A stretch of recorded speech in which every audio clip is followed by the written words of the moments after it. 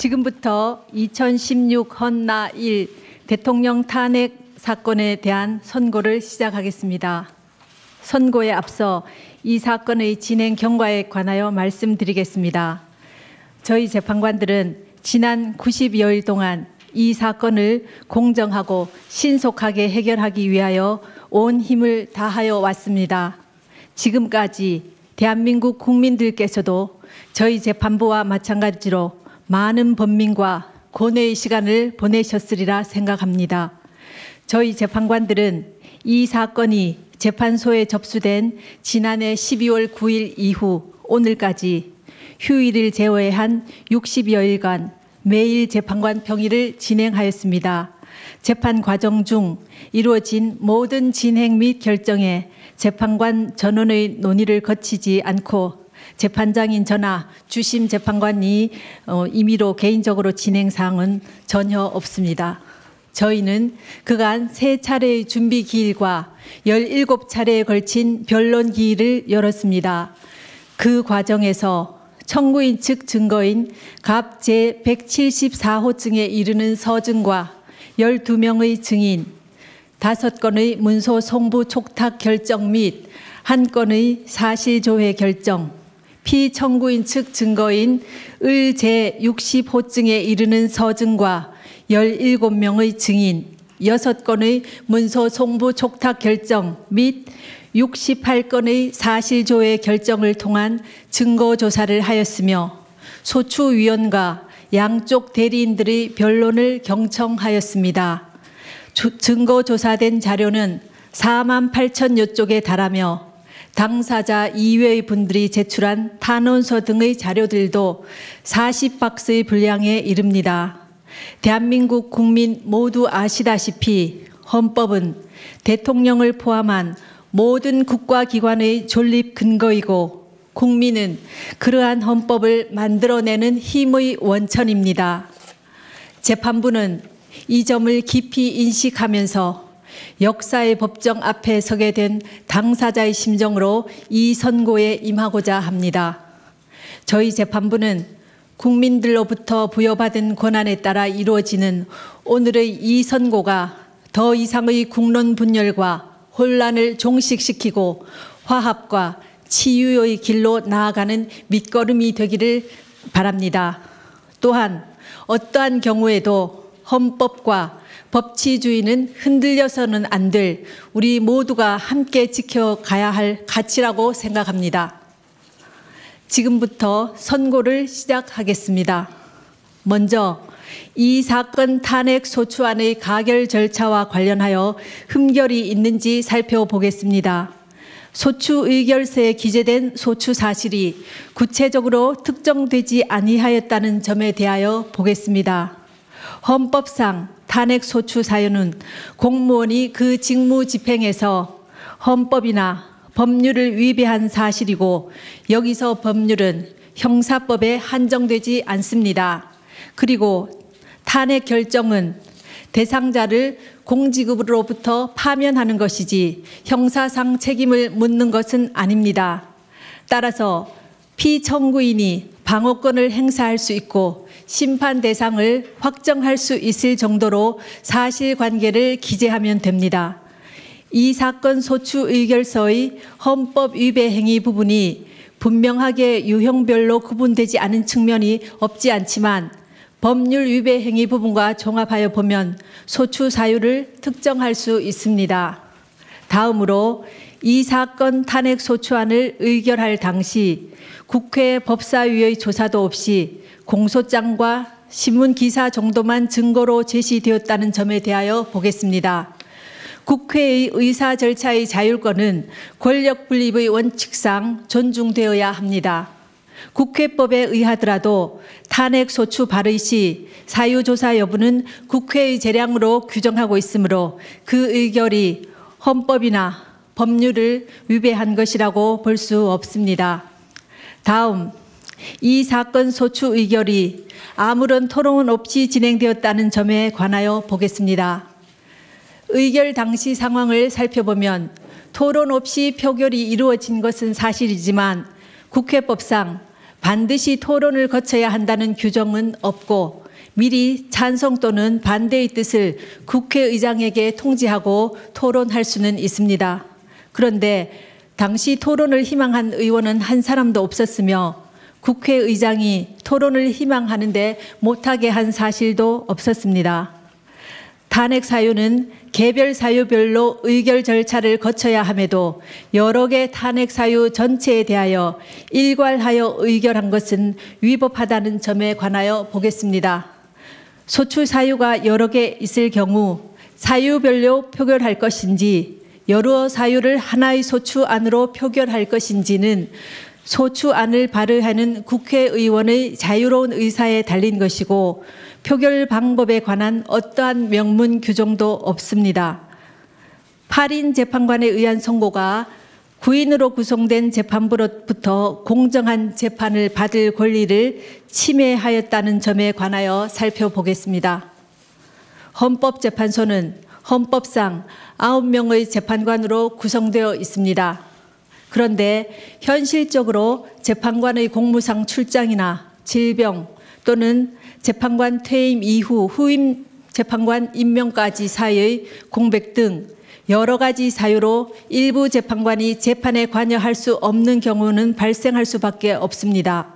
헌법과 법률에서는 이러한 경우에 대비한 규정을 마련해 놓고 있습니다.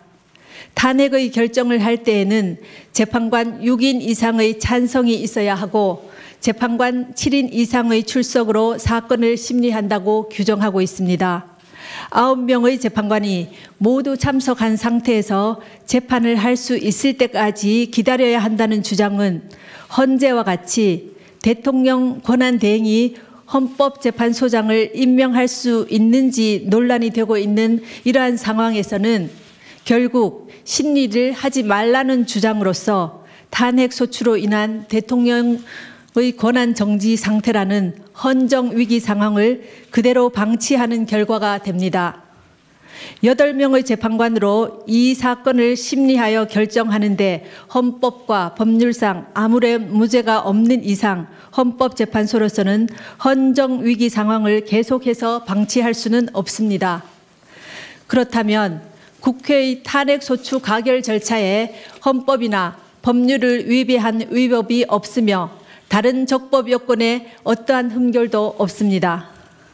이제 탄핵 사유에 관하여 살펴보겠습니다. 우선 탄핵 사유별로 피청구인의 직무 집행에 있어 헌법이나 법률을 위배하였는지 여부에 대해서 살펴보겠습니다. 공무원 임명권을 남용하여 직업 공무원 제도의 본질을 침해하였다는 점에 대해서 보겠습니다. 문화체육관광부 노 국장과 진 과장이 피청구인의 지시에 따라 문책성 인사를 당하고 노 국장은 결국 명예퇴직하였으며 장관이던 유진룡은 면직되었고 대통령 비서실장 김기춘이 문화체육관광부 제1차관에게 지시하여 1급 공무원 6명으로부터 사직서를 제출받아 그중 3명의 사직서가 수리된 사실은 인정됩니다.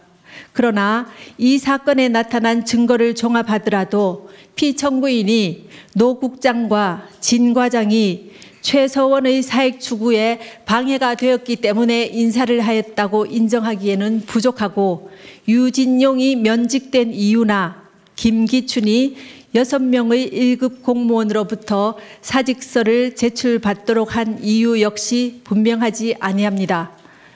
다음, 언론의 자유를 침해하였다는 점에 관하여 보겠습니다.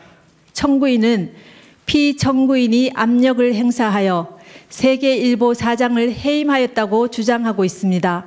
세계일보가 청와대 민정수석 비서관실에서 작성한 정윤회 문건을 보도한 사실과 피청구인이 이러한 보도에 대하여 청와대 문건의 외부 유출은 국기문란 행위이고 검찰이 철저하게 수사해서 진실을 밝혀야 한다고 하며 문건 유출을 비난한 사실은 인정됩니다. 그러나 이 사건에 나타난 모든 증거를 종합하더라도 세계일보에 구체적으로 누가 압력을 행사하였는지 분명하지 않고 피청구인이 관여하였다고 인정할 만한 증거는 없습니다. 다음, 세월호 사건에 관한 생명권 보호 의무와 직책 성실 의무 위반의 점에 관하여 살펴보겠습니다. 2014년 4월 16일 세월호가 침몰하여 304명이 희생되는 참사가 발생하였습니다. 당시 피청구인은 관저에 머물러 있었습니다. 헌법은 국가는 개인이 가지는 불가침의 기본적 인권을 확인하고 이를 보장할 의무를 진다고 규정하고 있습니다. 세월호 침몰 사건은 모든 국민들에게 큰 충격과 고통을 안겨준 참사라는 점에서 어떠한 말로도 희생자들을 위로하기에는 부족할 것입니다. 피청구인은 국가가 국민의 생명과 신체의 안전 보호 의무를 충실하게 이행할 수 있도록 권한을 행사하고 직책을 수행하여야 할 의무를 부담합니다. 그러나 국민의 생명이 위협받는 재난 상황이 발생하였다고 하여 피청구인이 직접 구조 활동에 참여하여야 하는 등 구체적이고 특정한 행위 의무까지 바로 발생한다고 보기는 어렵습니다. 또한 피청구인은 헌법상 대통령으로서의 직책을 성실히 수행할 의무를 부담하고 있습니다. 그런데 성실의 개념은 상대적이고 추상적이어서 성실한 직책 수행 의무와 같은 추상적 의무 규정의 위반을 이유로 탄핵 소추를 하는 것은 어려운 점이 있습니다.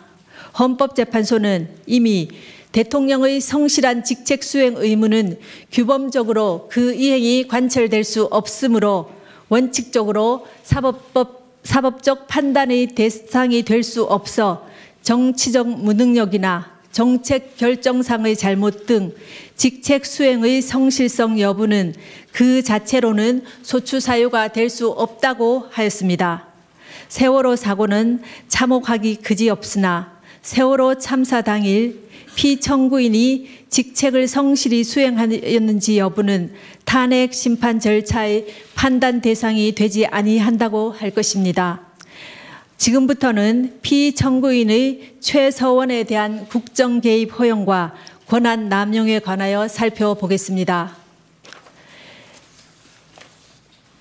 피청구인에게 보고되는 서류는 대부분 부속 비서관 정호성이 피청구인에게 전달하였는데 정호성은 2013년 1월경부터 2016년 4월경까지 각종 인사자료, 국무회의 자료, 대통령 해외 순방 일정과 미국 국무부 장관 접견 자료 등 공무상 비밀을 담고 있는 문건을 최서원에게 전달하였습니다. 최서원은 그 문건을 보고 이에 관한 의견을 주거나 내용을 수정하기도 하였고 피청구인의 일정을 조정하는 등 직무 활동에 관여하기도 하였습니다. 또한 최서원은 공직 후보자를 추천하기도 하였는데 그중 일부는 최서원의 이권 추구를 도왔습니다. 피청구인은 최서원으로부터 KD 코퍼레이션이라는 자동차 부품 회사의 대기업 납품을 부탁받고 안종범을 시켜 현대자동차 그룹의 거래를 부탁하였습니다. 피청구인은 안종범에게 문화와 체육 관련 재단법인을 설립하라는 지시를 하여 대기업들로부터 486억 원을 출연받아 재단법인 미르, 288억 원을 출연받아 재단법인 K스포츠를 설립하게 하였습니다. 그러나 두 재단법인의 임직원 임면, 사업 추진, 자금 집행, 업무 지시 등 운영에 관한 의사결정은 피청구인과 최서원이 하였고 재단법인에 출연한 기업들은 전혀 관여하지 못했습니다. 최서원은 미르가 설립되기 직전에 광고회사인 플레이그라운드를 설립하여 운영했습니다. 최서원은 자신이 추천한 임원을 통해 미르를 장악하고 자신의 회사인 플레이그라운드와 용역 계약을 체결하도록 하여 이익을 취하였습니다. 그리고 최서원의 요청에 따라 피청구인은 안종범을 통해 KT에 특정인 두 사람을 채용하게 한 뒤 광고 관련 업무를 담당하도록 요구하였습니다. 그 뒤 플레이그라운드는 KT의 광고 대행사로 선정되어 KT로부터 68억여 원에 이르는 광고를 수주했습니다.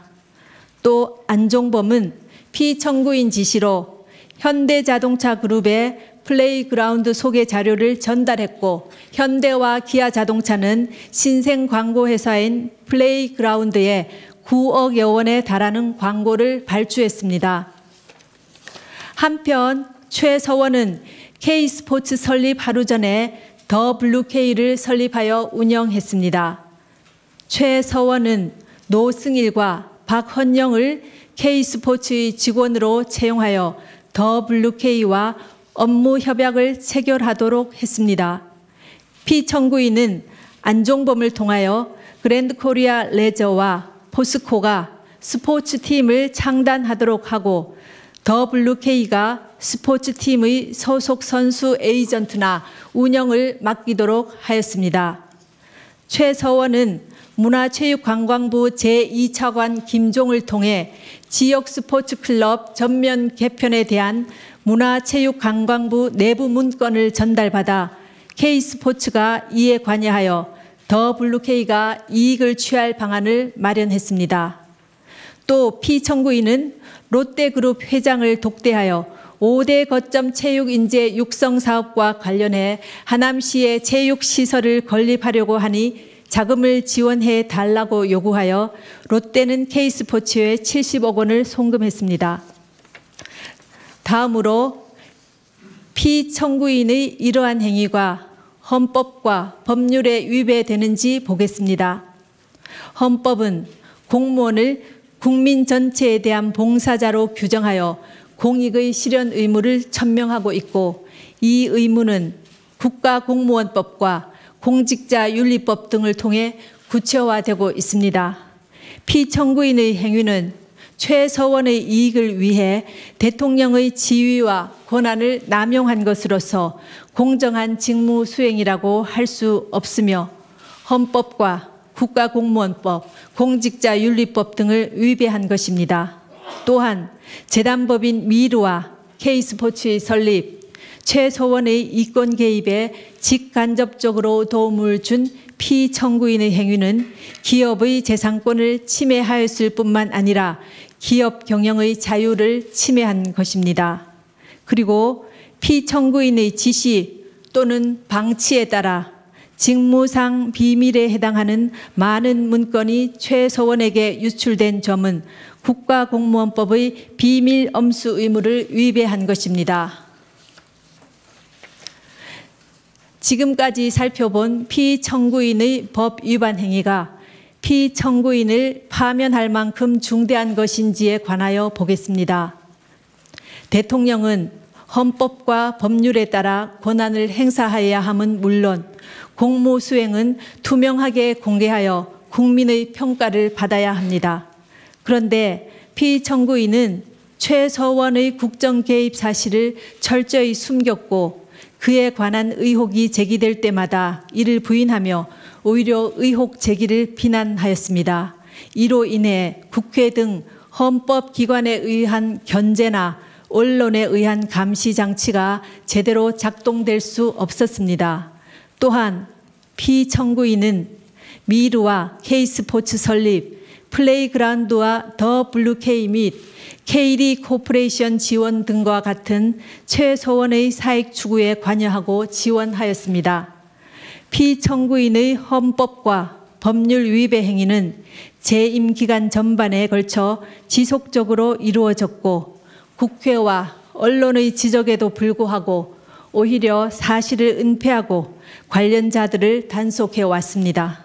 그 결과 피청구인의 지시에 따른 안종범, 김종, 정호성 등이 부패 범죄 혐의로 구속 기소되는 중대한 사태에 이르렀습니다. 이러한 피청구인의 위헌 위법 행위는 대의민주주의 원리와 법치주의 정신을 훼손한 것입니다.